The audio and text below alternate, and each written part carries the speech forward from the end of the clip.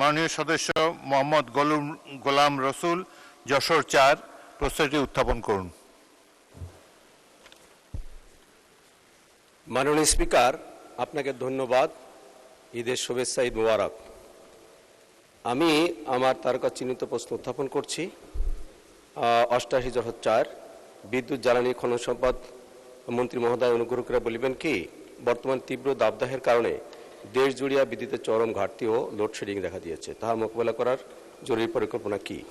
ইহা সত্য কিনা যে নোয়াপাড়া শিল্প অঞ্চল, খুলনা বিভাগের গুরুত্বপূর্ণ বাণিজ্যিক এলাকাগুলোতে ঘন ঘন লোডশেডিংয়ের কারণে কলকারখানার উৎপাদন মারাত্মকভাবে ব্যাহত হইতেছে এবং চলতি শেষ মৌসুমে কৃষকের চরম সংকট পড়িয়াছে? প্রশ্নের উত্তর যদি সত্য হয় থাকে, তবে শিল্প কৃষিখাত রক্ষায় দ্রুত সময়ে বিদ্যুৎ উৎপাদন বৃদ্ধি, জ্বালানি গ্যাস কয়লার সরবরাহ নিশ্চিতকরণ এবং লোডশেডিং সুষম বন্টন নিশ্চিত করতে সরকার আপৎকালীন কি জরুরি পদক্ষেপ গ্রহণ করিয়াছে? মাননীয় স্পিকার, আপনাকে ধন্যবাদ। মাননীয় মন্ত্রী জনাব ইকবাল হাসান মাহমুদ। মাননীয় স্পিকার, চলমান গ্রীষ্মের মৌসুমে তাপমাত্রা অত্যাধিক বৃদ্ধির ফলে বিদ্যুৎ চাহিদার উল্লেখযোগ্য হারে বৃদ্ধি পেলেও সরকার পূর্ব পরিকল্পনা অনুসারে চাহিদা মোকাবেলার প্রয়োজনীয় ব্যবস্থা গ্রহণ করেছে। 2026 সালের পরিপ্রেক্ষিতে বিদ্যুতের চাহিদার বিপরীতে উৎপাদন পরিকল্পনা করা হয়েছে। সেই অনুযায়ী প্রয়োজনীয় জ্বালানি গ্যাস তরল জ্বালানি ব্যবহার করা হয়েছে। সরবরাহ নিশ্চিত করার লক্ষ্যে সমন্বিত কার্যক্রম পরিচালনা করা হচ্ছে। এই সঙ্গে গ্যাস ভিত্তিক, কয়লা ভিত্তিক, তরল জ্বালানি ভিত্তিক বিদ্যুৎকরণ সর্বোচ্চ নিশ্চিত করার জন্য রক্ষণাবেক্ষণ যথাযথ পরিকল্পনার মাধ্যমে সম্পন্ন বিদ্যুৎ কেন্দ্রগুলো উৎপাদনের প্রস্তুত রাখা হয়েছে। বিদ্যুৎ উৎপাদনের ঘাটতি জনিত কারণে লোডশেডিংয়ের প্রয়োজন হয় না।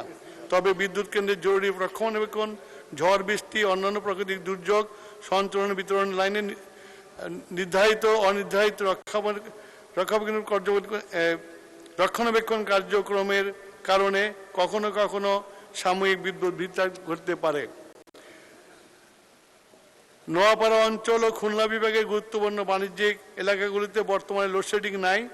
যশোর পল্লী বিদ্যুৎ সমিতি 2 অন্তর্গত উভয়নগর উপজেলায় নোয়াপাড়া গ্রেডের বর্তমানে চাহিদা 46 মেগাওয়াট, চাহিদার বিপরীতে সরবরাহ 46 মেগাওয়াট। গ্রিড হইতে প্রাপ্ত লোড বিভাজন করে বিদ্যুৎ সরবরাহ বর্ণিত এলাকায় বর্তমানে লোডশেডিংয়ের সমস্যা নাই।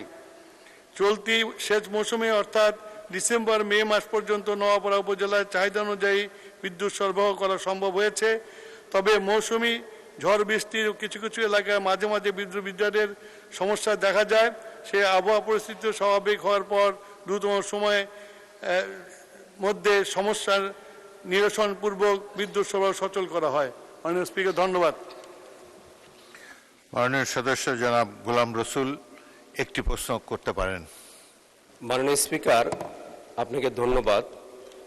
আমাদের মাননীয় মন্ত্রী বলেছেন বিদ্যুতের কোনো লোডশেডিং নাই, কিন্তু আমরা আজকে এখনো দেখতে পাচ্ছি আমার গ্রাম অঞ্চলে যদি কথা বলি প্রায় 5 থেকে 6 ঘন্টা 7 ঘন্টা লোডশেডিং আছে।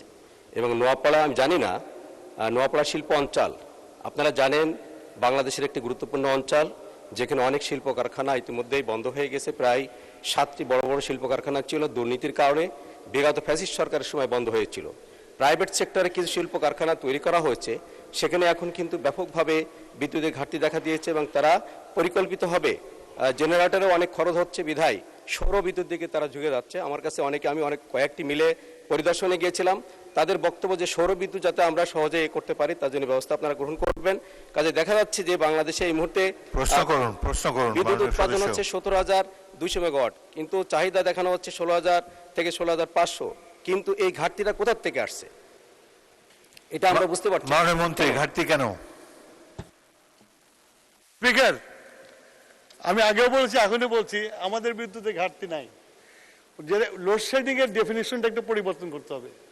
লোডশেডিং সেটাই যেটা আমার বিদ্যুতে সরবরাহ না থাকলে লোডশেডিং হয়, আর যেটা ঝড় বৃষ্টি প্রাকৃতিক কারণে গাছ পড়ে দিয়ে যদি তার ছিঁড়ে যায় সেটা লোডশেডিং না।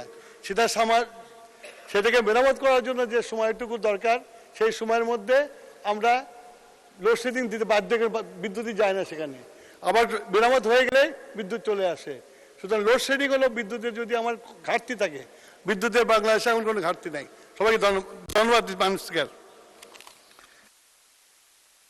মাননীয় সদস্য রুমিন ফারহানা, ব্রাহ্মণবাড়িয়া। মাননীয় স্পিকার, আপনাকে অসংখ্য ধন্যবাদ। মাননীয় স্পিকার, আমরা লোডশেডিংই বলি আর মেরামত শেডিংই বলি, গ্রামাঞ্চলে 10 থেকে 12 ঘন্টা বিদ্যুৎ থাকে না, এটাই হলো বাস্তবতা। আমার মাননীয় মন্ত্রীর